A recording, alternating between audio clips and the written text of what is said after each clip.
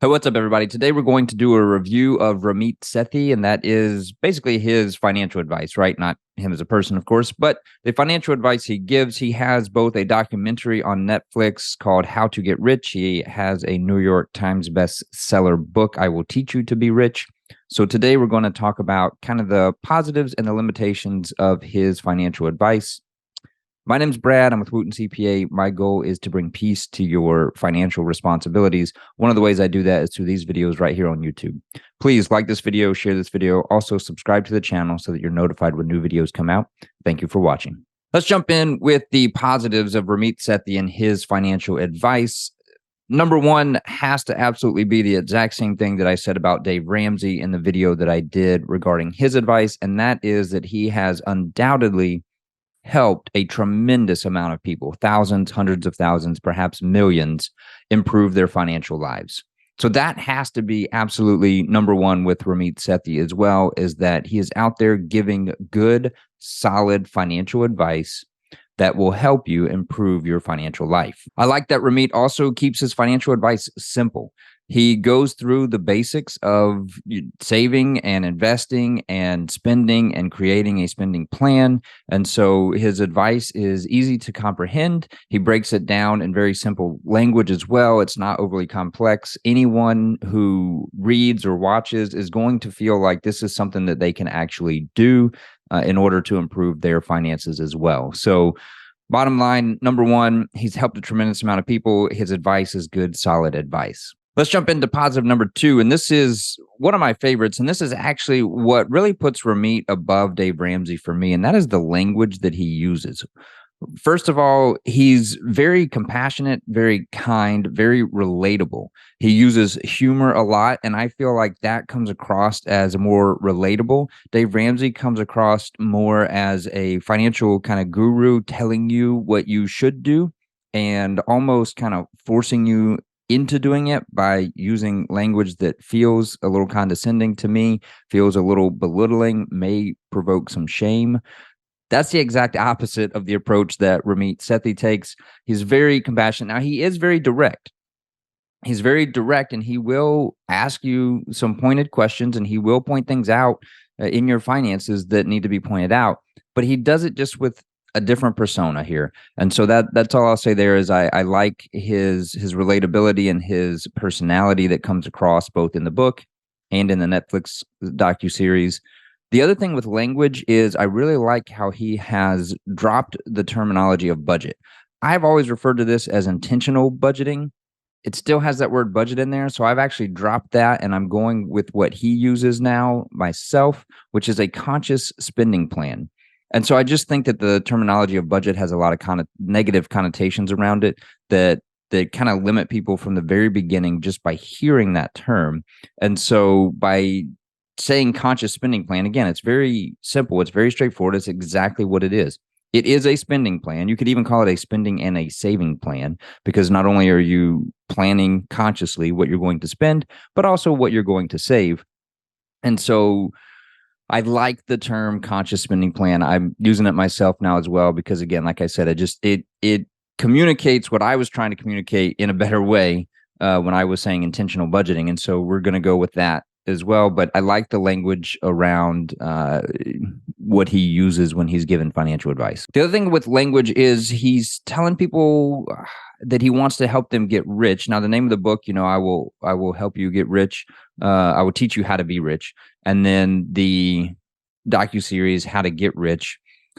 You might think of that in terms that he doesn't actually mean it. And perhaps that's intentional because everybody wants to get rich. But when he says it, he says, I want to teach you to live your rich life. And that's very personal. He talks about how your rich life might be different for you than someone else. So leading a rich life doesn't mean you're driving around Maseratis, living in $1 million homes, taking private jets to dinner. It might mean that for some people, but it doesn't have to mean that for you. Your rich life might be not stressing about bills because you have enough money in the bank to pay your bill when it comes due, and you're a month ahead on your personal finances. That could be your rich life.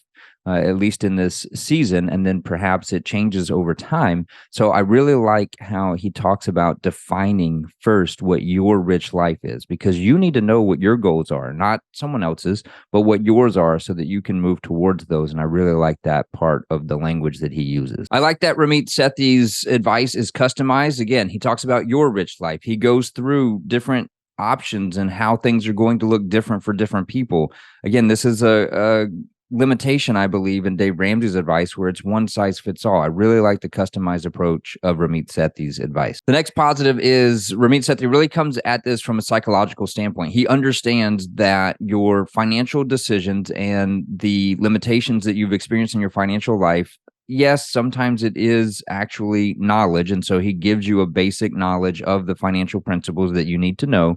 But he understands that most of the time, the larger hurdle is actually psychological. It's habits, it's behaviors, and it's beliefs about money that we have. And so he comes at it from that perspective. And I really think that that is what creates greater impact in people's lives, is understanding that this isn't simply about knowing what to do.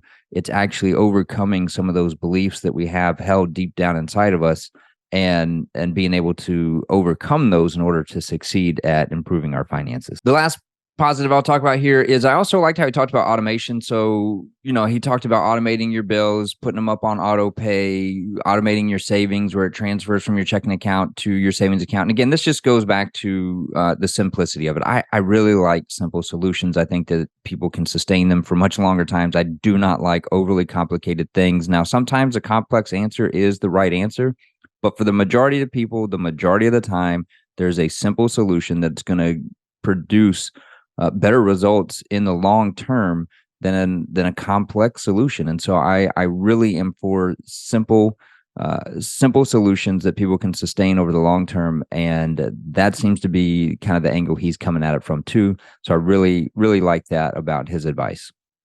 Let's jump into a few of the limitations. So the first limitation that we're going to talk about is that Ramit seems his advice makes it sound very easy to go out and earn more money. So he gives you advice on how to negotiate a raise at your job, or to negotiate your new higher salary, which is fantastic. He talks about going out and making some side income as well, which again is fantastic. That is all viable options. It's all great advice. And I really like kind of his tips in there on how to do those things. But I could see how some people would read it and feel like, man, this guy thinks it's so easy just to go increase your income.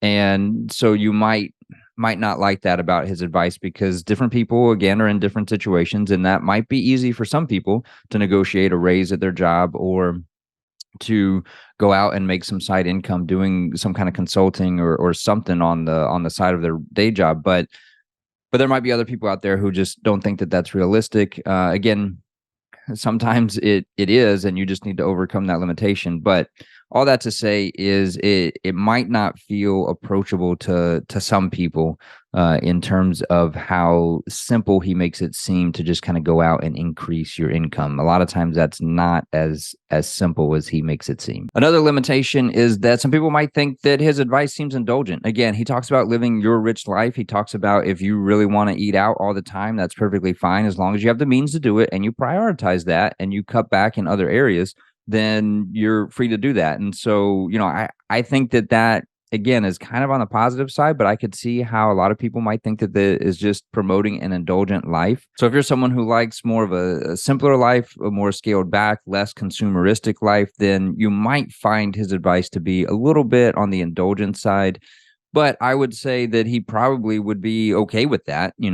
That's kind of the angle he might be coming from. But again, it's very personalized and customized in his advice. So he would tell you to define your rich life, and maybe yours isn't that consumer driven or that indulgent, and that would be perfectly fine. But again, because of the way he's marketing and the way that he's talking about it, I could see how people might think, hey, this is really promoting a very indulgent lifestyle, and you might not prefer that. The last one I'll say on the limitation side is that he is very stock positive. He likes the stock market. He likes investing in index funds, mutual funds, things that, again, keep your investing simple because they provide some built-in diversification. He's very much against advisors who earn their money by having assets under management and paying a percentage of your portfolio. And so if you happen to be a financial advisor who makes your money that way, you're probably not going to like his advice in terms of telling people how to invest and what to avoid, specifically avoiding people who charge with assets under management percentage fees.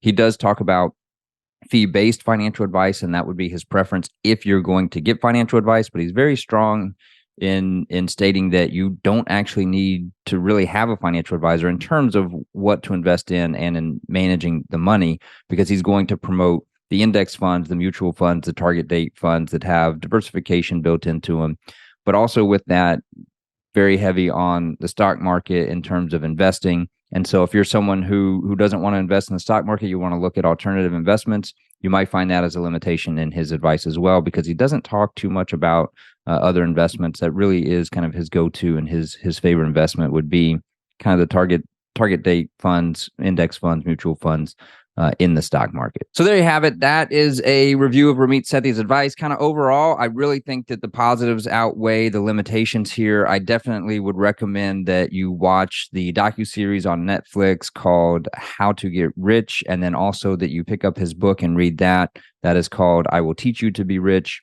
Again, I think that anyone and everyone could find something. And that's the thing here too. You don't have to do everything that he talks about. And you don't have to do everything overnight. You'll hear me say this, whether it's on my blog post or it's here on the channel. We're not trying to get to perfection in our personal finances. We're trying to improve. We're trying to grow. We want to have a growth mindset, not a perfection mindset. And so you can take some things from his advice, implement those, and see growth in your personal financial situation. And that's what I would recommend. Start small, because small changes are sustainable over time, and a sustainable change over time will have a greater impact than a dramatic change that you can't stick with. So jump into his advice, go and look it up, and have a better financial future tomorrow than you do today by implementing 1 to 3 things that you take away from his advice. Thanks for watching.